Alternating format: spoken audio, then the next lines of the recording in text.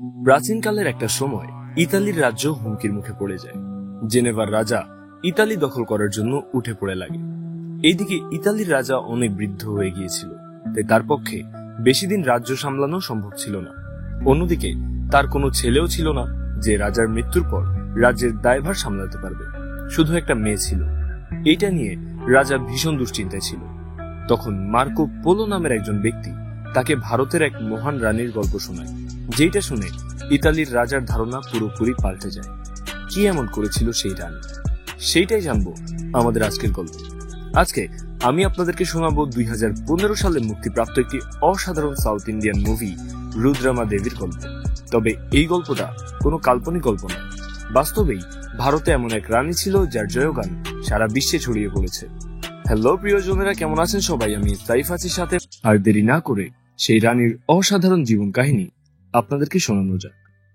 গল্পের শুরুতেই আমরা মার্কো পোলো নামের একজন মহান ব্যক্তিকে দেখতে পাই। সে জীবনের 25টা বছর বিভিন্ন দেশে ঘুরে বেড়িয়েছে এবং সেখানকার ইতিহাস জেনেছে। তাদের মধ্যে ভারতও ছিল। একটা সময় ইতালির রাজা ভীষণ দুশ্চিন্তায় পড়ে যান, কারণ জেনেভার রাজা ইতালির ওপর হামলা করার প্রস্তুতি নিচ্ছিল। তাই সে মার্কো পোলোর কাছে এই ব্যাপারে পরামর্শ চায়। এখন তার কি করা উচিত? তার সব থেকে বড় সমস্যা যে তার কোনো উত্তরাধিকারী ছিল না, অর্থাৎ তার কোনো ছেলে ছিল না, শুধুমাত্র একটা মেয়ে ছিল, আর তার বয়সও হয়ে গিয়েছিল অনেক বেশি। তখন মার্কো পোলো তাকে ভারতের এক মহান যোদ্ধার ইতিহাস শোনায়। সেই সময় কালিকেয় নামক ভারতের এক বড় রাজ্য ছিল। সেই রাজ্যের রাজা গণপতি দেব খুবই পরাক্রমশালী কিন্তু দয়ালু রাজা ছিল। তার কোনো সন্তান ছিল না। একদিন রানী সম্ভবা দেবীর কোল জুড়ে একটা ফুটফুটে সন্তান জন্ম নেয়। সেদিন রাজ্যের সবাই প্রাসাদের সামনে জড়ো হয়েছিল নতুন যুবরাজের আসার সুসংবাদ শোনার জন্য। শুধু প্রজারাই নয়, রাজপরিবারের সবাইও এটাই আশা করছিল যে রানীর একটা ছেলে হবে। এদিকে রাজার চাচাতো ভাই হরিহর দেব এবং মুরারি এই অপেক্ষায় ছিল যে কোনোভাবে যদি গণপতির মেয়ে হয় তাহলে তারা তৎক্ষণাৎ রাজ্যের সিংহাসন দখল করে নেবে। তারা এক জ্যোতিষীকে দিয়ে গণনা করায়। তখন জ্যোতিষী তাদেরকে জানায় যে গণপতির ভাগ্যে কোনো ছেলে সন্তান নেই, তার মানে তার মেয়েই হবে। জ্যোতিষী আরো বলে ওই মেয়ে এই রাজ্যকে রক্ষা করবে। শুধু তাই নয়, সে রাজ্যের ভেতর থেকে প্রাকৃতিক গুপ্তধন আবিষ্কার করবে এবং রাজ্যকে সমৃদ্ধির পথে নিয়ে যাবে। তার কথাগুলো শুনে হরিহর দেব হেসে বলে, মেয়েরা কোনোদিনও রাজ্য সামলাতে পারে না, তাদের জন্মই হয়েছে পুরুষের মনোরঞ্জন করার জন্য। গণপতির মেয়ে হবে শুনে তারা দুই ভাই ভীষণ খুশি, কিন্তু প্রজারা এমনটা চাচ্ছিল না, কারণ রাজার মেয়ে হলে তাদের রাজ্য শাসনের আর কেউ থাকবে না। তখন পাশের রাজ্য দেবগিরির রাজা কালিকেয় রাজ্য দখল করার চেষ্টা করবে। দেবগিরির রাজা মোটেও ভালো মানুষ ছিলেন না, সে প্রজাদের উপর প্রচুর অত্যাচার করত। তাই সবাই মনে প্রাণে এইটাই প্রার্থনা করছিল যে গণপতির যেন ছেলে হয়। কিছুক্ষণ পর রানী সম্ভবা দেবী একটি ফুটফুটে সন্তান জন্ম দেয়। তখন মন্ত্রী শিবদেব এসে গণপতিকে জানায় যে তার একটা মেয়ে সন্তান জন্ম নিয়েছে। সেইটা শুনেও গণপতি ভীষণ খুশি হয়, কিন্তু সেই সাথে বেশ দুশ্চিন্তায়ও পড়ে, কারণ দেবগিরির রাজা সৈন্য নিয়ে তৈরি হয়ে বসে আছে কালিকেয়র উপরে হামলা করার জন্য। মেয়ে হওয়ার খবর পাওয়া মাত্রই তারা কালিকেয় রাজ্যের উপর হামলা করবে। তখন শিবদেব বলে, মেয়ে হওয়াতেই তো সব সমস্যা, যদি আমরা কাউকে বিষয়টা নাই জানাই তাহলে তার কোনো সমস্যা হবে না। তার কথা শুনে গণপতি অবাক হয়ে যায়। তখন শিবদেব বলে, আমরা আমাদের রাজকুমারীর নাম রাখবো রুদ্রমা দেবী, আর সবার সামনে তাকে পরিচয় করাবো রুদ্রদেব হিসাবে। সে একটা ছেলের পরিচয় বড় হবে। এতে শুধু রাজ্যেরই সুরক্ষা হবে না, বরং রাজকুমারীও সুরক্ষিত থাকবে। গণপতি প্রথমে তার কথায় রাজি হতে চায় না, কিন্তু রাজ্য এবং রাজকুমারীকে বাঁচানোর জন্য আর কোনো উপায়ও তো ছিল না। তাই সে শিবদেবের কথায় রাজি হয়ে যায়। প্রজারা তখন জানতে পারে গণপতির একটা ছেলে হয়েছে। তখন সবাই আনন্দে মেতে ওঠে, কিন্তু হরিহররা এই সংবাদে মোটেও খুশি হতে পারে না। উল্টো তারা সেই জ্যোতিষীকেই খুন করে ফেলে যে গণপতির মেয়ে হওয়ার ভবিষ্যৎবাণী করেছিল। এইদিকে দেবগিরির রাজাও কালিকেয় রাজ্যের উপর হামলা করার সিদ্ধান্ত পাল্টে ফেলে, কারণ তার ধারণা মতে ছেলে হওয়ার কারণে গণপতির মনের জোর কয়েক গুণ বেড়ে গেছে, আর প্রজারাও এখন তাকে আরো বেশি সাপোর্ট করবে। তাই এই মুহূর্তে তারা কালিকেয়র উপর হামলা করে, তাহলে হিতে বিপরীত হওয়ার একটা সম্ভাবনা আছে। এরপর বেশ কয়েক বছর পার হয়ে যায়। রুদ্রদেবও তখন বেশ বড় হয়ে ওঠে। তার জন্মের পরপরই শিবদেব তাকে নিয়ে একটা গভীর জঙ্গলে রেখে আসে, যেখানে শিবদেবের পরিচালনায় রুদ্রদেবকে সব ধরনের অস্ত্র চালনা এবং লড়াইয়ের অন্যান্য কৌশল শেখানো হয়। দেখতে দেখতেই রুদ্রদেব এক শক্তিশালী যোদ্ধায় পরিণত হয়। তার প্রশিক্ষণ শেষ হলে শিবদেব তাকে প্রাসাদে ফিরিয়ে নিয়ে যায়। দীর্ঘ 14 বছর পর রুদ্রদেব প্রাসাদে ফেরে, তাই তার আসার উপলক্ষে রাজ্যে উৎসব শুরু হয়। সেই উৎসবে বিভিন্ন রাজ্যের রাজকুমাররা তার সাথে দেখা করতে আসে। তাদের মধ্যে অন্যতম ছিল যুবরাজ চাণক্য বীরভদ্র আর যুবরাজ গন্নাগান্না রেড্ডি।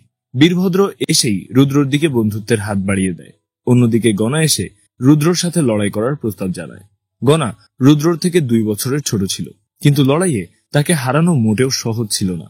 তার সাহস দেখে রুদ্র তার সাথে লড়াই করতে রাজি হয়ে যায়। এরপর রুদ্র, বীরভদ্র এবং গনার মধ্যে লড়াই শুরু হয়। লড়াই শেষে রুদ্র গনাকে বলে, আমার সামনে দাঁড়ানোর মতো যদি কেউ থাকে তাহলে সেটা তুমি। সেটা শুনে গনা খুব খুশি হয় আর সেখান থেকে চলে যায়। এরপর বীরভদ্র রুদ্রকে বলে, চলো আমরা পাহাড়ের দিকটা ঘুরে আসি। কিন্তু রুদ্র রাজি হয় না, কারণ তার বাড়ি থেকে বেরোবার অনুমতি ছিল না। তবুও বীরভদ্র তাকে জোর করেই নিয়ে যায়। যদিও রুদ্র 14 বছর ওই পাহাড়ি এলাকাতেই কাটিয়েছে, কিন্তু সে কখনোই সেখানকার সৌন্দর্য দেখার সুযোগ পায়নি। তার পুরোটা সময় প্রশিক্ষণেই কেটে গেছে। তাই সেদিন বীরভদ্রের সাথে সেখানে গিয়ে তার ভীষণ ভালো লাগে। সেখানে হঠাৎ পাহাড়ের গায়ে রুদ্র একটা মেয়ের মূর্তি খোদাই করা দেখতে পায়। তাকে দেখে রুদ্র ভীষণ অবাক হয়। তখন বীরভদ্র সেখানে গিয়ে ওই মূর্তিটার তারিফ করতে শুরু করে। আসলেই মূর্তিটা এত সুন্দর ছিল যে তার প্রশংসা না করে পারাই যাবে না, যেন কোনো স্বর্গের অপ্সরা ছিল। মূর্তির প্রশংসা শেষে বীরভদ্র রুদ্রকে ঝর্ণার পানিতে গোসল করতে ডাকে। সেটা শুনে রুদ্র অবাক হয়, কারণ তাকে কখনোই এমন খোলামেলা জায়গায় গোসল করতে দেয়া হয়নি। মূলত রুদ্র জানতই না যে সে একটা মেয়ে। সে সবসময় নিজেকে ছেলেই মনে করত। কিন্তু সেদিন তার কাছে কিছু বিষয় খুব অদ্ভুত লাগে। তাই সে সেখান থেকে দ্রুত প্রাসাদে ফিরে আসে। প্রাসাদে ফিরে সে তার শরীরের কবচটা খুলে আয়নায় দাঁড়িয়ে দেখে তাকে দেখতে মেয়েদের মতোই, কিন্তু সে তো ছেলে। সে কিছুই বুঝে উঠতে পারছিল না। এরই মাঝে হঠাৎ সে তার পা দিয়ে রক্ত গড়িয়ে যেতে দেখে। সেটা দেখে রুদ্র ভয় পেয়ে তার মায়ের কাছে চলে যায়। তার মা রুদ্রর এই অবস্থা দেখে বুঝতে পারে যে তার মেয়ে সাবালিকা হয়েছে। তখন রুদ্র প্রথমবার জানতে পারে যে সে একটা মেয়ে, আর তার নাম রুদ্রমা। সেই সময় শিব তাকে পুরো ঘটনা খুলে বলে যে কেন তাকে এতদিন ছেলে হিসেবে লালন পালন করা হয়েছে। তবে রুদ্রমা যেহেতু এখন সাবালক হয়েছে, তাই গণপতি আর রুদ্রমার আসল পরিচয় মানুষের কাছে গোপন রাখতে চায় না, কারণ সে বুঝতে পারছিল যে কোনোদিন এই রহস্য সবার সামনে আসবেই। কিন্তু রুদ্র তার বাবার কথায় রাজি হয় না। সে আবারও ছেলে সাজে আর তাদের সামনে এসে বলে, তোমরা যে কারণে আমাকে এতদিন ছেলে হিসেবে লালন পালন করেছো, সেই উদ্দেশ্য সফল না হওয়া পর্যন্ত আমি রুদ্র হয়েই থাকব। এরপর থেকে রুদ্রমা নিজের আসল পরিচয় আর অস্তিত্বকে ভুলে গিয়ে রুদ্র হিসেবেই দিন কাটাতে থাকে। কিন্তু তাকে মানুষের সামনে তো যেতে দেয়া হতো না। একদিন প্রাসাদ প্রাঙ্গণে একটা প্রতিযোগিতার আয়োজন করা হয়। সেখানে একটা মাতাল হাতিকে নিয়ে আসা হয়। যে ওই হাতিকে বশ করতে পারবে সেই প্রতিযোগিতায় জিতে যাবে। তখন হরিহরের শালা নাগদেব প্রতিযোগিতায় নামে, কিন্তু সে মুহূর্তের মধ্যেই কুপকাত হয়ে যায়। তখন হরিহর খুব কৌশলে সেখানে রুদ্রের কথা বলে আর সবাইকে উস্কানি দেয় যে রুদ্রের মতো মহান বীরের এই প্রতিযোগিতায় তো অংশ নেওয়া উচিত। সেটা শুনে সবাই রুদ্রকে দেখার জন্য উতলা হয়ে ওঠে। রুদ্রকে সামনে আনার কথা শুনে গণপতি ঘাবড়ে যায়, কিন্তু শিবদেবের রুদ্রের উপর সম্পূর্ণ বিশ্বাস ছিল, তাই সে রুদ্রকে ডাকিয়ে আনে। এরপর রুদ্র তার অসাধারণ কৌশলের মাধ্যমে হাতিটাকে বশ করে ফেলে। সেই লড়াইয়ে তাকে কোনো সিংহের থেকে কম মনে হচ্ছিল না। সেটা দেখে গণপতিও ভীষণ খুশি হয়। এদিকে রুদ্রের সাহস এবং সৌন্দর্য দেখে মুক্তাম্বা নামের এক রাজকুমারী তার উপর ফিদা হয়ে যায়। সে রুদ্রকে বিয়ে করার স্বপ্ন দেখতে শুরু করে। অন্যদিকে রুদ্রর ব্যাপারে জানতে পেরে দেবগিরির বর্তমান রাজা মহাদেব তাকে হারিয়ে কালিকেয় রাজ্য দখলের জন্য পাগল হয়ে ওঠে। তবে সে ভালো করেই জানতো যে তারা সরাসরি কালিকেয়র উপর অ্যাটাক করে রুদ্রের সাথে জিততে পারবে না। তাই তারা অন্য একটা প্ল্যান বানায়, যে নদীর মাধ্যমে কালিকেয় রাজ্যের প্রজারা পানি পেত। মহাদেব সেই নদীতে বাঁধ তৈরি করে দেয়, যাতে কালিকেয় রাজ্যের প্রজারা পানির অভাবে কষ্ট ভোগ করে আর দুর্বল হয়ে পড়ে। সেই প্ল্যান অনুযায়ী নদীতে বাঁধ বানানো হয়, আর তাতে কালিকেয় রাজ্যে দুর্ভিক্ষ নেমে আসে। পানির অভাবে প্রজারা ঠিকভাবে ফসলও ফলাতে পারছিল না, যেই কারণে খাদ্য এবং পানির অভাবে তারা অতিষ্ঠ হয়ে পড়ে। এই সুযোগে হরিহর মহাদেবের সাথে রুদ্রের বিরুদ্ধে যুদ্ধ করার প্ল্যান বানায়। তারা ভেবেছিল যে বাঁধ বানানোর বিষয়টা নিয়ে রুদ্রকে উস্কে দিলেই রুদ্রই মহাদেবের বিরুদ্ধে যুদ্ধ ঘোষণা করবে, আর সেই যুদ্ধে রুদ্র মারা গেলে তারা সিংহাসন এমনিতেই দখল করে নেবে। কিন্তু পরদিন যখন তারা রাজসভায় এই বিষয়ে কথা বলতে চায়, তখন রুদ্র তাদেরকে সাফ জানিয়ে দেয় যে প্রথমে প্রজাদের পানির সমস্যা সমাধান করা হবে, আর তারপর মহাদেবের বিরুদ্ধে যুদ্ধ ঘোষণা করা হবে। সেটা শুনে হরিহরের মুখ একেবারে চুপসে যায়। রুদ্রকে রাজি করাতে না পেরে তারা সামন্তদেরকে রুদ্রের বিরুদ্ধে উস্কে দেয়। তখন সামন্তরা রাজসভা ছেড়ে চলে যায়, কিন্তু তাতেও রুদ্র নিজের সিদ্ধান্ত পরিবর্তন করে না। এরপর সে নিজেই প্রজাদের কাছে গিয়ে জানতে চায় যে তাদের কি সমস্যা। তখন প্রজারা তাকে জানায় পানির অভাবে তারা ফসল ফলাতে পারছে না, যার কারণে তাদের এখন না খেতে পেয়ে মরার অবস্থা হয়ে গেছে। তখন রুদ্র তাদেরকে বুদ্ধি দেয় যে তারা এখন থেকে বৃষ্টির পানি যেন সংরক্ষণ করে আর সেটাকে কাজে লাগায়। সে বৃষ্টির পানি সংগ্রহ করার জন্য গ্রামের বিভিন্ন জায়গায় পুকুর খনন করার আদেশ দেয়, আর বৃষ্টি না হওয়ার সময়টাতে অন্য নদীর শাখা থেকে পানি সংগ্রহের ব্যবস্থা করে। এরপর সে প্রজাদের উদ্দেশ্যে বলে, আমরা যুদ্ধ করব, কিন্তু তার জন্য আগে আমাদেরকে তো বাঁচতে হবে। যুদ্ধক্ষেত্রে মৃত্যুবরণ করে কোনো লাভ নেই, জিতে ফিরে আসতে পারাটাই আসল। এই কথা বলা মাত্রই মহাদেবের ছদ্মবেশী সৈন্যরা সামনে এগিয়ে এসে রুদ্রের ওপর অ্যাটাক করে। তখন রুদ্র তার সেনাদের নিয়ে সাহসিকতার সাথে মহাদেবের সৈন্যদের পরাজিত করে। এরই মাঝে সেখানে অনেক বৃষ্টি শুরু হয়। বৃষ্টি দেখে প্রজারা আনন্দে মেতে ওঠে, আর পরদিন রাজসভায় হরিহর বলে, গতকাল মহাদেবের সেনারা আমাদের রাজ্যে ঢুকেছে, আগামীকাল যে তারা আমাদের প্রাসাদে ঢুকে পড়বে না তার তো কোনো গ্যারান্টি নেই। সুরক্ষা ছাড়া আমরা কিভাবে বাঁচবো? সেইটা শুনে রুদ্র বলে, হ্যাঁ তুমি ঠিক বলেছ, সুরক্ষা ছাড়া তো বাঁচা সম্ভব নয়। হরিহররা সুরক্ষা বলতে মূলত মহাদেবের সাথে যুদ্ধের দিকে ইঙ্গিত করছিল, কিন্তু রুদ্র সবাইকে অবাক করে দিয়ে বলে, আমরা রাজ্যের সুরক্ষার জন্য 7টা দেয়াল তৈরি করব, যেগুলোর মধ্যে থাকবে পাথরের দেয়াল, শুকনো কাঠের দেয়াল, ইটের দেয়াল আর কাটার দেওয়াল, আরো অনেক কিছু। রুদ্রর আদেশে সেদিন থেকেই দেওয়ালের কাজ শুরু করা হয়। কয়েক মাসের মধ্যেই 2টো দেয়াল তৈরি হয়ে যায়। সে খুশিতে রাজ্যে উৎসবের আয়োজন করা হয়। সেই সাথে সেখানে গনার চাচাতো ভাই বারধারের দিকে পাশের রাজ্যের রাজকুমারী অনামিকার সাথে বিয়ে দেওয়ার ঘোষণা করা হয়, যাতে রাজ্যগুলোর মধ্যে সম্পর্ক আরো ভালো হয়। সেখানে ঘোষণা দেয়া হয় যে যেই রাজকুমার প্রাঙ্গণের কেল্লার শীর্ষে চড়তে পারবে তাকে বীর বিক্রম উপাধি দেয়া হবে। সেটা শোনা মাত্রই বারধা চলে যায় নিজের সাহসিকতার প্রমাণ দিতে, কিন্তু কিছু দূর বেয়ে উঠতে না উঠতেই তার সাহস শেষ হয়ে যায় আর সে নিচে পড়ে যায়। তখন বারধার বাবা বলে, প্রতিযোগিতা পরে দেখা যাবে, আগে এসব বিয়েটা করে নাও। মূলত তারা যে কোনো মতে বিয়েটা করতে চাচ্ছিল, কারণ ওই বিয়েতে তারা অনেক সোনাদানা পাবে, আর সেই সাথে রাজার সাথে সম্পর্কও ভালো হবে। বারধা তখন দ্রুত বিয়ে করতে চলে আসে, তবে অনামিকা তাকে বিয়ে করতে রাজি হয় না। সে বলে, ভারতের কোন রাজ্যে কি এমন কোন সাহসী পুরুষ নেই যে কেল্লায় উঠতে পারবে? ঠিক সেই সময় গনা সেখানে এসে পৌঁছায়। সে চোখের নিমেষেই ওই কেল্লার উপর চড়ে বসে। সেটা দেখে সবাই গনার জয়গান করতে শুরু করে, আর অনামিকা খুশি হয়ে বারধার বদলে বরমালা ছড়ে দেয় গনার দিকে।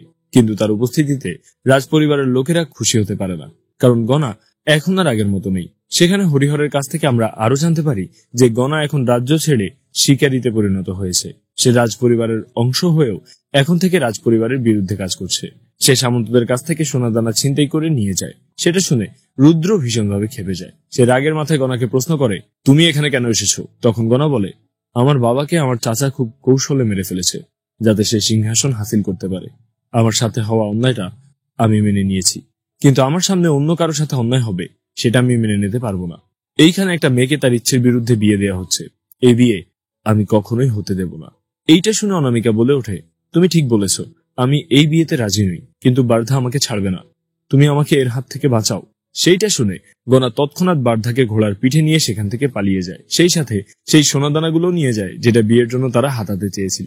সেইটা দেখে রুদ্র আরো বেশি রেগে যায়, আর গনাকে ধরার জন্য বীরভদ্রকে তার পেছনে পাঠিয়ে দেয়। বীরভদ্র তখন তার পেছন পেছন জঙ্গলে চলে যায়। সেখানে গনার লোকেরা তার উপর অ্যাটাক করে, কিন্তু বীরভদ্র সাহসিকতার সাথে তাদের সাথে লড়াই করে, তাদেরকে পরাজিত করে। এরপর সে সেখানে বারধাকে মুমূর্ষু অবস্থায় পড়ে থাকতে দেখে। তখন সে বারধাকে বাঁচানোর জন্য গনাকে না মেরেই সেখান থেকে ফিরে আসে। পরদিন ছিল কৌমুদের উৎসব। সেদিন মেয়েরা নিজের মনের ইচ্ছে পূরণ করতে পারত। বছরের এই একটা দিন তাদেরকে কোনো কাজেই বাধা দেয়া হতো না, তাই সেদিন মেয়েরা মদ খেয়ে নিজেদের মনের কথাগুলো বলতে শুরু করে। ঘটনাক্রমে রুদ্র আড়াল থেকে সেই কথাগুলো শুনতে পায়। এরপর সে নিজের ঘরে গিয়ে ছেলের সাজ খুলে ফেলে, মেয়ের সাজ গ্রহণ করে। সবসময় ছেলে হিসেবে চলাফেরা করলেও তার মনের কোথাও না কোথাও আজও মেয়ে হয়ে বাঁচার শখটা জীবিত ছিল। তাই সে ওই উৎসবের দিন তার মনের ইচ্ছা পূরণ করে। সে মেয়ের সাজে রাতের অন্ধকারে একটা গোপন দরজা দিয়ে বাইরে বেরিয়ে অন্যান্য মেয়েদের সাথে উৎসবে যোগ দেয়। সেই উৎসবে নাগদেব মাতাল অবস্থায় এসে পৌঁছায়। সে আড়াল থেকে রুদ্রমাকে দেখে অবাক হয়ে যায়। তার রূপে নাগদেব মোহিত হয়ে যায়, কিন্তু এর আগে যেহেতু সে রুদ্রকে মেয়ে রূপে দেখেনি, তাই সে রুদ্রমাকে চিনতে পারে না। সেখান থেকে রুদ্রমা পাহাড়ের সেই মূর্তিটার কাছে চলে যায়। তাকে দেখে মনে হচ্ছিল সে যেন ওই মূর্তিটারই বাস্তব রূপ। এরপর সে ওই পাহাড়ের ঝর্ণায় গোসল করতে শুরু করে। এই সময় বীরভদ্র সেখানে এসে পৌঁছায়। সে মূর্তিটার কাছে গিয়ে বলে, এমন সুন্দরী মেয়ে এই পৃথিবীতে থাকা সম্ভব নয়, এই নিশ্চয়ই স্বর্গের কোনো অপ্সরা। এমন সময় তার চোখ পড়ে রুদ্রমার দিকে। তাকে দেখে বীরভদ্র নিজের চোখকে বিশ্বাস করতে পারছিল না। পাথরের মূর্তিটাই যেন জীবন্ত অবস্থায় তার চোখের সামনে এসে দাঁড়িয়েছে। প্রথম দেখাতেই সে রুদ্রমার প্রেমে পাগল হয়ে যায়। সে রুদ্রমাকে জিজ্ঞেস করে, তুমি কে? তোমাকে বিয়ে করতে হলে কোন স্বয়ংবরে যেতে হবে? তখন রুদ্রমা মজা করে তাকে ধাক্কা দিয়ে ঝর্ণার পানিতে ফেলে দেয়, আর সেখান থেকে দ্রুত প্রাসাদে ফিরে আসে। পরদিন তলোয়ারবাজির প্র্যাকটিস করার সময়ও বীরভদ্র শুধু রুদ্রমার কথাই ভেবে যাচ্ছিল, কিন্তু সে জানতো না যে রুদ্রমাই তার ছোটবেলার বন্ধু রুদ্র। তাকে অন্য মানুষকে দেখে রুদ্র এটার কারণ জানতে চায়। তখন বীরভদ্র বলে, আমি গতকাল একটা অদ্ভুত সুন্দরী মেয়েকে দেখেছি। সে চোখের নিমিষে আমার সামনে থেকে গায়েব হয়ে গেল, কিন্তু আমি তাকে ভুলতে পারছি না। বিষয়টা রুদ্রর কাছে বেশ ইন্টারেস্টিং লাগে, কিন্তু সে বীরভদ্রকে কিছু বুঝতে দেয় না। এদিকে হরিহরদের কাছে তাদের এক গোলাম এসে জানায় যে পঞ্চম দেওয়াল বানানোর জন্য যেখানেই মাটি খোঁড়া হচ্ছে সেখানেই প্রাকৃতিক গুপ্তধন পাওয়া যাচ্ছে। এইটা শুনে হরিহরের ওই জ্যোতিষীর কথা মনে পড়ে যায়। সে বলেছিল গণপতির যে মেয়ে হবে সে প্রাকৃতিক গুপ্তধন আবিষ্কার করবে আর রাজ্য সমৃদ্ধ করবে। যেহেতু সেই কথা সত্যি হয়েছে, তাই তাদের মনে সন্দেহ তৈরি হয় যে গণপতির মেয়ে হওয়ার বিষয়টাও হয়তো সত্যি হতে পারে। তখন তাদের মনে প্রশ্ন ওঠে যে রুদ্র প্রাপ্তবয়স্ক হওয়ার পরেও কেন এখনো তার বিয়ে দেওয়া হচ্ছে না। তাই পরদিন তারা খুব কৌশলে এই কথাটা রাজসভায় প্রকাশ করে।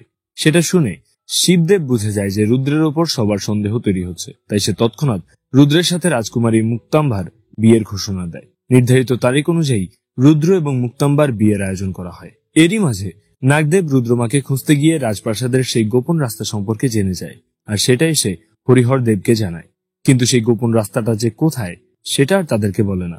হরিহর তাকে জোরও করে না, কারণ তাদের মেন ফোকাস ছিল বিয়ের মণ্ডপে পৌঁছানোর আগেই রুদ্রকে মেরে ফেলা।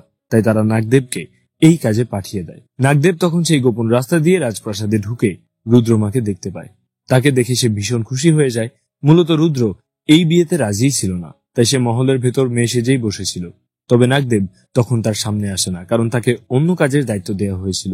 তাই সে দ্রুত রুদ্রর ঘরে গিয়ে লুকিয়ে পড়ে, যাতে রুদ্র ঘরে ঢোকা মাত্রই তার উপর অ্যাটাক করতে পারে।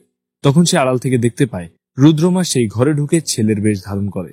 সেটা দেখে নাগদেব বুঝতে পারে রুদ্র কোনো ছেলে নয়, সে একটা মেয়ে। এরই মাঝে রুদ্র টের পায় যে তার ঘরে কেউ ঢুকেছে। এরপর সে নাগদেবকে সেখানে দেখতে পায়। তখন নাগদেব বলে, তোমরা এতদিন সবাইকে ধোঁকা দিয়েছো, তাই না? আজ আমি সবাইকে জানিয়ে দেব যে তাদের যুবরাজ আসলে একটা মেয়ে। রুদ্র জানতো যে তার এই গোপন কথাটা জানাজানি হলে অনেক বড় বিপদ হবে, তাই সে বিয়ের কথা না ভেবে দ্রুত নাগদেবকে মারার জন্য চলে যায়।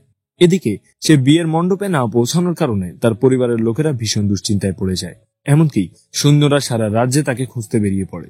এরই মাঝে রুদ্র নাগদেবকে খুন করে ফেলে আর বিয়ের মণ্ডপে এসে উপস্থিত হয়। মুক্তাম্বাকে সে বিয়ে করে ফেলে। তাকে জীবিত দেখে হরিহর আর মুরারির মাথায় তো আকাশ ভেঙে পড়ে, কিন্তু তারা হার মানে না।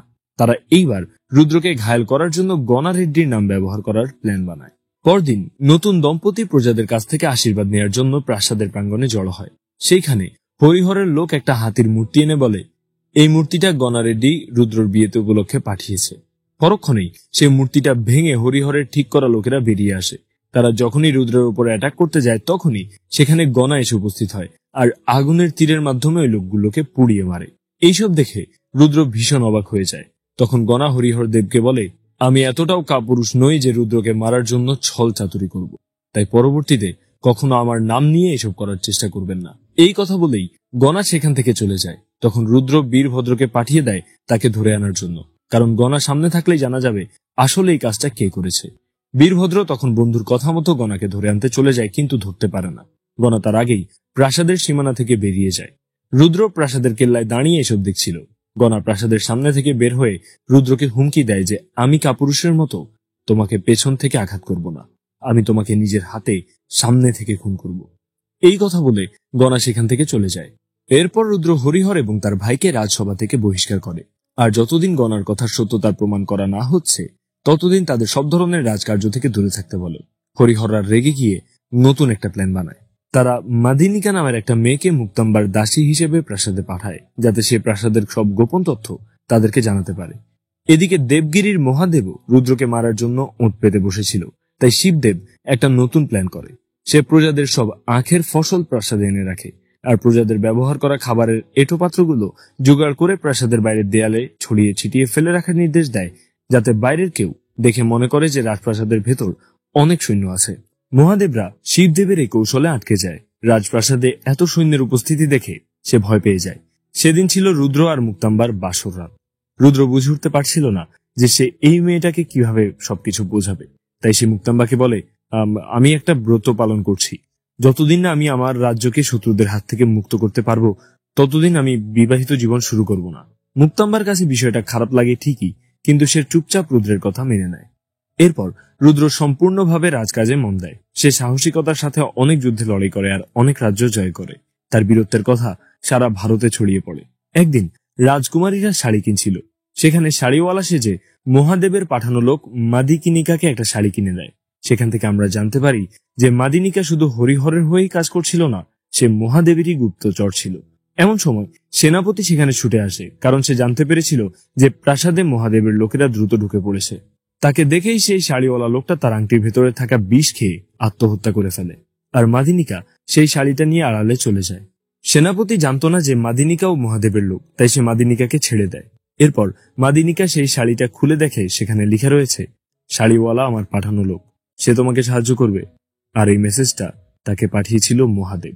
তাই সে একটা কবুতরের মাধ্যমে মহাদেবকে লিখে পাঠায়, শাড়িওয়ালা ভয়ে মারা গিয়েছে, কিন্তু আমি এমনটা করব না, আমি এই প্রাসাদের রহস্য খুঁজে বের করবই। মাদিনিকার এমন লয়্যালটি দেখে মহাদেব ভীষণ খুশি হয়। এদিকে রুদ্র শিবদেবকে এবং তার বাবাকে সঙ্গে নিয়ে মহাদেবের বিরুদ্ধে যুদ্ধের প্ল্যানিং শুরু করে। তখন সেনাপতি বলে, মহাদেবের সেনার সংখ্যা অনেক বেশি, তাই তাদের সাথে যুদ্ধ করার আগে আমাদেরকে সামন্তদের সাথে যোগাযোগ করতে হবে আর তাদের সৈন্যের সাহায্য নিতে হবে। এইটা শুনে শিবদেব বলে, এইটা করা উচিত হবে না, কারণ সামন্তরা নিজেদের রাষ্ট্র প্রতিষ্ঠা করার চেষ্টা চালিয়ে যাচ্ছে। এখন যদি আমরা তাদের কাছ থেকে সাহায্য নিই তাহলে তারা আরো বেশি সুযোগ পেয়ে যাবে। তাহলে এখন কি করা যায়, এইটা নিয়েই সবাই দুশ্চিন্তা করছিল। তখন রুদ্র বলে, আমরা কারো কাছ থেকে সাহায্য নেব না, আমরা নতুন সেনা তৈরি করব, আর সেই সেনার নাম হবে রুদ্র সেনা, আর সেই সেনা গঠন করবে বীরভদ্র। সবাই তখন রুদ্রের কথায় রাজি হয়ে যায়। এরপর রুদ্র যখন বীরভদ্রকে ব্যাপারটা জানায়, তখন সেনাপতি বলে, তার তো যুদ্ধ নিয়ে একটুও চিন্তা নেই, সে একটা মেয়েকে দেখার আশায় পাহাড়ে গিয়ে বসে আছে, আর সেখানেই সারাদিন মদ খেয়ে পড়ে থাকে। হয়তো সেই মেয়েকে না দেখা পর্যন্ত সে ফিরবে না।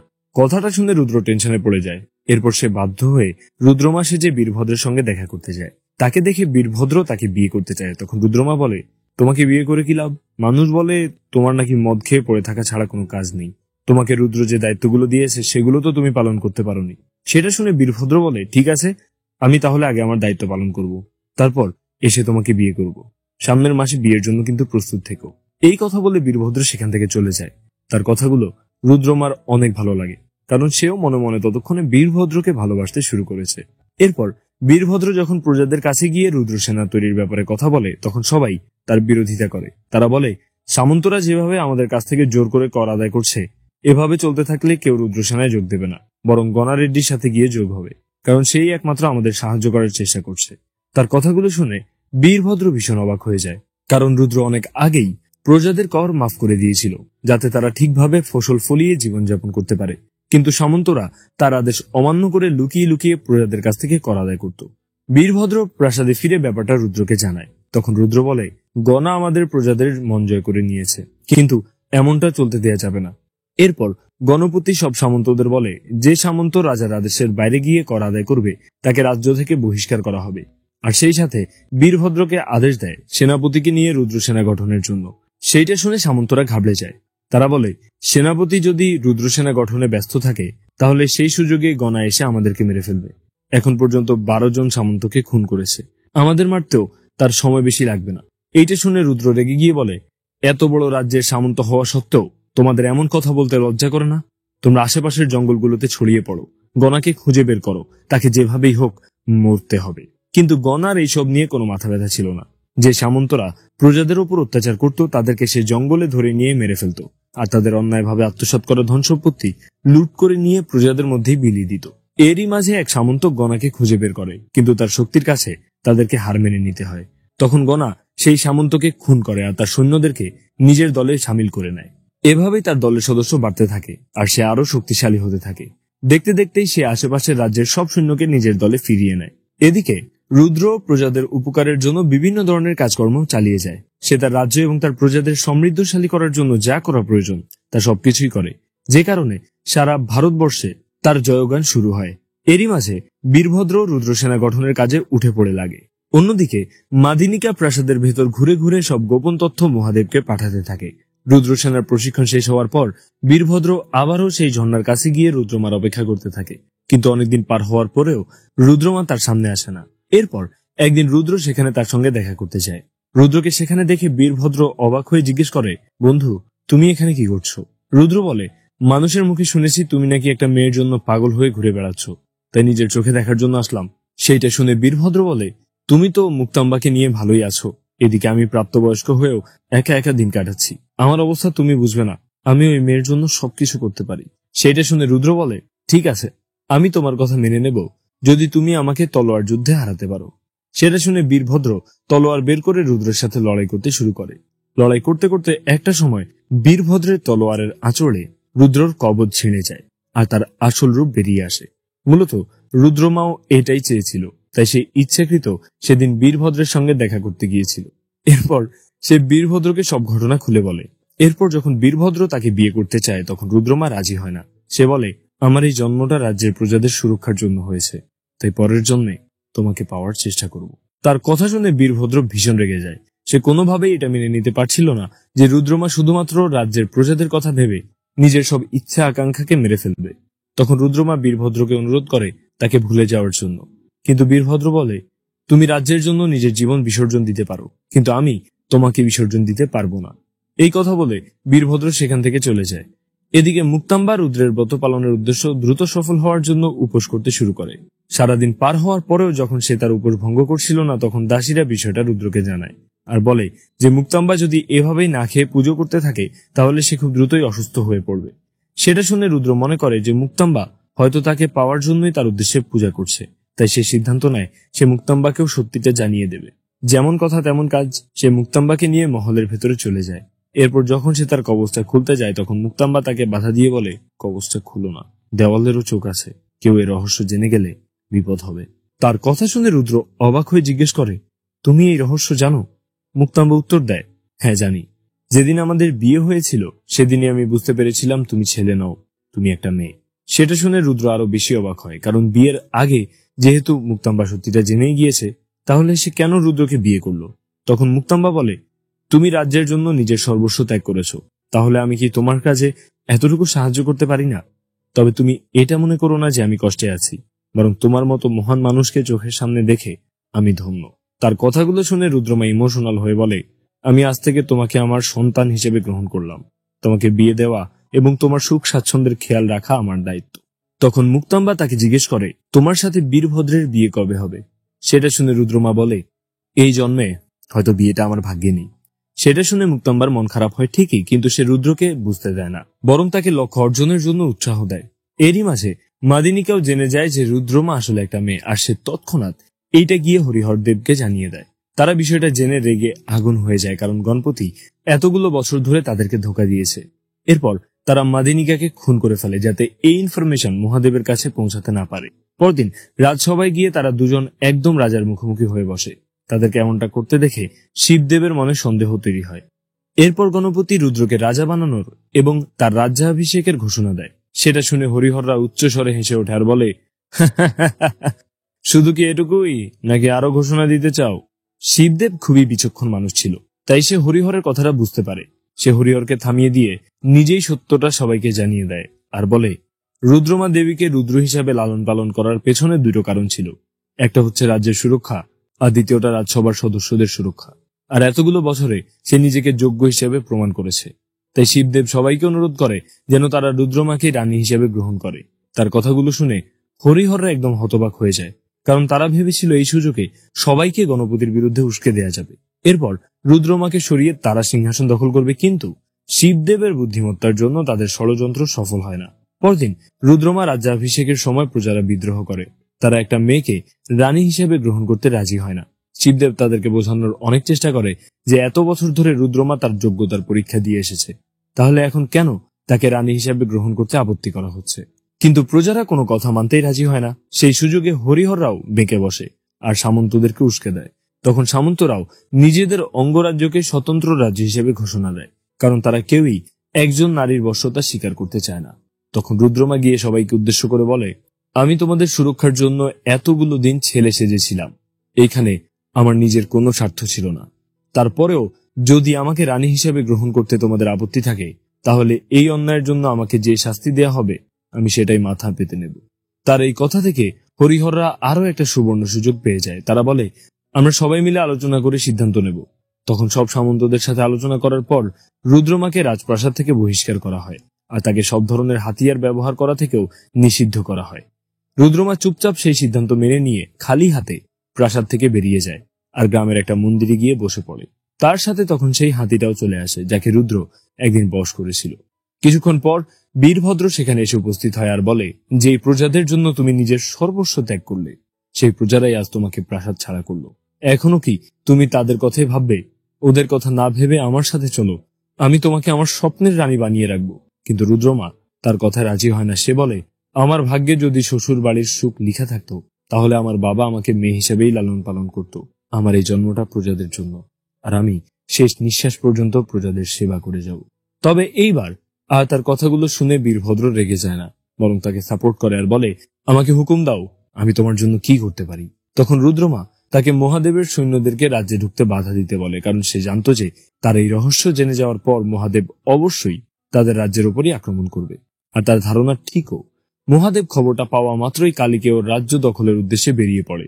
বীরভদ্র তখন রুদ্রমার কথা মেনে নিয়ে সেখান থেকে চলে যায়। এদিকে হরিহররা গিয়ে গণপতিকে পাকড়াও করে, কারণ তারাও মহাদেবের সাথে হাত মিলিয়েছিল। এরপর যখন হরিহর শিবদেবকে খুন করার জন্য তলোয়ার বের করে, তখন সেটা দেখে শিবদেব ভয়ে হার্ট অ্যাটাক করেই মারা যায়। তখন হরিহরের লোকেরা তাকে নদীতে ফেলে দিয়ে আসে। এদিকে সামন্ত রাজারাও রাজ্য দখলের জন্য নিজেদের মধ্যে যুদ্ধ শুরু করে, আর অন্যদিকে গণারেড্ডিও দিন গুনতে থাকে রুদ্রমাকে খুন করার জন্য। কালীকেও সাম্রাজ্য তখন ধ্বংসের মুখে চলে আসে। রাজ্যের প্রজাদের উপর অত্যাচার শুরু হয়, আর শিবদেব সেই সবকিছু নিজের চোখে দেখে। আসলে শিবদেব তখনও মারা যায়নি, মারা যাওয়ার নাটক করেছিল, যাতে ওই জায়গা থেকে সে বেরিয়ে আসতে পারে। এরপর সে রুদ্রমার কাছে গিয়ে অনুরোধ করতে থাকে যেন সে সব রাগ ভুলে গিয়ে রাজ্যকে রক্ষা করে, কিন্তু রুদ্রমা তার ডাকে সাড়া দেয় না। তখন রাজ্যের সব প্রজারা সেই মন্দিরে এগিয়ে গিয়ে জড়ো হয় আর বলে, আমরা ওই মহাদেবের অত্যাচার সহ্য করতে চাই না, আমরা তোমাকেই আমাদের রানী হিসেবে মেনে নিয়েছি, তুমি ছাড়া আমাদের আর কথা কেউ ভাববে না, তুমি দয়া করো, আমাদের রক্ষা করো। প্রজাদের এমন কথা শুনে তখন রুদ্রমা যুদ্ধে নামতে রাজি হয়। তখন প্রজাদের মধ্যে একজন তাকে শিবের ত্রিশূল ধরিয়ে দেয়, আর সেটা নিয়েই রুদ্রমা যুদ্ধ করতে রওনা দেয়। এইদিকে মহাদেবের সৈন্যরা যাতে রাজ্যের ভেতর প্রবেশ করতে না পারে, তাই ওই 7টা দেওয়ালে থাকা দরজাগুলো বন্ধ করে দেয়া হয়। আর অন্যদিকে বীরভদ্র তার সেনাদের নিয়ে যুদ্ধ করতে শুরু করে। সেখান থেকে বেঁচে যেই সৈন্যরা রাজ্যের ভেতরে ঢোকার চেষ্টা করে, তারা প্রথম দেয়ালের সামনে আটকে যায়। এরপরই মাঝে সেখানে রুদ্রমা গিয়ে উপস্থিত হয় আর পাথরের দেয়ালের উপর বেঁধে রাখা পাথরের বাঁধনগুলো ছেড়ে দেয়। এতেই ওই পাথরগুলো পড়ে মহাদেবের অনেক সৈন্য মারা যায়। এরপর বাকিরা যখন ভেতরে চলে আসে, তখন রুদ্রমা শুকনো কাঠের তৈরি দেয়ালে আগুন লাগিয়ে দেয়, আর সেই আগুনে পুড়ে আরো অনেকে মারা যায়। এইভাবে প্রত্যেকটা দেয়ালেই কোনো না কোনো মৃত্যুর ফাঁদ পাতা ছিল, কিন্তু রুদ্রমার শত্রুরা এই বিষয়টা আন্দাজ করতে পারেনি। তারা ভেবেছিল এই দেয়ালগুলো হয়তো সাধারণ দেয়াল হবে। এরই মাঝে মহাদেবের আরো নতুন সৈন্যরা যুদ্ধে যোগ দেয়। তারা রুদ্রমাকে একা পেয়ে ঘিরে ফেলে, কিন্তু রুদ্রমা এতে ভয় পায় না। সে সাহসিকতার সাথে তাদের সঙ্গে যুদ্ধ করতে থাকে। আর এরই মাঝে গণা তার সৈন্যদের নিয়ে সেখানে হাজির হয়। তাকে আসতে দেখে সামন্তরা ভীষণ খুশি হয়, কারণ এইবার আর রুদ্রমার বেঁচে ফেরার কোনো উপায় নেই। কিন্তু এইখানেই এই গল্পটা একটা নতুন মোড় নেয়। যখন মহাদেবের সৈন্যরা রুদ্রমাকে ঘিরে ধরে, তখন গণার সৈন্যরা তাদেরকে ঘিরে ধরে। এদিকে যুদ্ধ করতে করতে একটা সময় রুদ্রমার হাত থেকে তার তরোয়ালটা পড়ে যায়। তখন গণা তার দিকে নিজের তরোয়ালটা ছুড়ে দেয়, যাতে সে তার শত্রুদেরকে হত্যা করতে পারে। সেই সাথে সেও মহাদেবের সৈন্যদের মারতে শুরু করে। এইসব দেখে সামন্তরা ভীষণ অবাক হয়। তারা বুঝে উঠতে পারছিল না যে গণা হঠাৎ করেই রুদ্র সাহায্য কেন করতে গেল। এরপর গণা লড়াই করতে করতে হরিহরের সামনে চলে আসে। হরিহর তখন গণার এমন অদ্ভুত আচরণ দেখে ভীষণ আতঙ্কিত। তখন গণা তাদেরকে জানায় যে আসলে কখনোই সে রুদ্রের বিরুদ্ধে ছিল না, বরং সে তো সবসময় রুদ্রকে সাহায্য করেছে। রাজ্য থেকে দূরে গিয়ে সে এই যুদ্ধের জন্য নিজের মতো করে রুদ্রর সেনা তৈরি করেছে। শুধু তাই নয়, সে অনেক আগে থেকেই রুদ্রমার সত্যিটাও জানত, তাই সে সবসময় আড়ালে থেকে রুদ্রমাকে সাহায্য করেছে। আর যেই ধন সম্পত্তি সে লুট করেছে, সেগুলো রুদ্রর কথা মতোই। এইসব শুনে হরিহরের মাথায় আকাশ ভেঙে পড়ে। এরই মাঝে সেখানে বার্ধা অনামিকার গলায় ছুরি ধরে নিয়ে আসে আর গণাকে ভয় দেখাতে শুরু করে। তবে গণা এক মুহূর্তের মধ্যেই বার্ধাকে খুন করে ফেলে। সে চাইলেই হরিহরকেও মারতে পারত, কিন্তু সে চেয়েছিল রুদ্রমার নিজের হাতে তাদেরকে ফাইনাল শাস্তিটা দিই। এরপর হরিহর আর মুরারি রুদ্রমার সাথে লড়াই করতে চলে আসে, কিন্তু তারা কিছু করে ওঠার আগেই রুদ্রমা তাদের দুজনকে মেরে ফেলে। বাকি থাকলো মহাদেব। তাই গণা চলে যায় মহাদেবের সৈন্যদের সাথে লড়াই করতে, আর রুদ্রমা চলে যায় মহাদেবের সাথে লড়াই করতে। গণা চাইলেই মহাদেবকে মেরে ফেলতে পারত, কিন্তু সেটা সে করে না, কারণ রুদ্রমা যদি নিজ হাতে মহাদেবকে মারতে পারে, তাহলেই আবারও প্রমাণ হয়ে যাবে যে সে কালীকেয় রাজ্যের যোগ্য রানী। মহাদেব আর রুদ্রমার মধ্যে জোরদার লড়াই চলতে থাকে। অবশেষে মহাদেব পরাজয় স্বীকার করে। এরপর ধুমধাম করে রুদ্রমার রাজ্যাভিষেক হয়। সেখানে মহাদেব গিয়ে রুদ্রমার উপর হামলা করতে চায়, কিন্তু সে কিছু করে ওঠার আগেই রুদ্রমা তাকে কুপকাত করে ফেলে। তখন সে আবারও রুদ্রমার কাছে তার কাজের জন্য ক্ষমা চায়, আর রুদ্রমাও আবারও তাকে ক্ষমা করে দেয়। এরপর গনা অনামিকাকে নিয়ে খুশি মনে সেখান থেকে ফিরে যায়। পরবর্তীতে বীরভদ্রের সাথে রুদ্রমার বিয়ে হয়, আর রুদ্রমার পর তার ছেলে প্রতাপ রুদ্র কালিকেয় রাজ্যের দায়ভার সামলায়। এই পুরো গল্পটা শোনানোর পর মার্কো পোলো ইতালির রাজাকে বলে, তোমার ছেলে না থাকাটা কোনো সমস্যা নয়, তোমার সমস্যা হচ্ছে নিজের মেয়েকে দুর্বল মনে করা। সেইটা শুনে ইতালির রাজা নিজের ভুল বুঝতে পারে। এরপর সে নিজের মেয়েকে ইতালির নতুন রানী হিসেবে ঘোষণা দেয়, আর এইখানেই গল্পটা শেষ হয়। আজকের গল্পটা থেকে আমরা খুব ভালোভাবেই বুঝতে পারি যে মানুষের উদ্দেশ্যে সততা থাকলে আর তার ভেতরে সাহস থাকলে যে কোনো প্রতিকূল পরিস্থিতির মোকাবেলা করা সম্ভব, সেটা ছেলে হোক কিংবা মেয়ে। রাজ্য সামলানোর জন্য ছেলে হওয়াটা জরুরি নয়, সৎ সাহসী হওয়াটা জরুরি। আমাদের আজকের গল্প কেমন লাগলো সেটা অবশ্যই আমাদেরকে কমেন্ট করে জানাতে ভুলবেন না। আপনার সাথে আমি ছিলাম সাইফ, আজকে বিদায় নিচ্ছি। শীঘ্রই দেখা হবে অন্য কোনো দিন নতুন কোনো গল্প নিয়ে।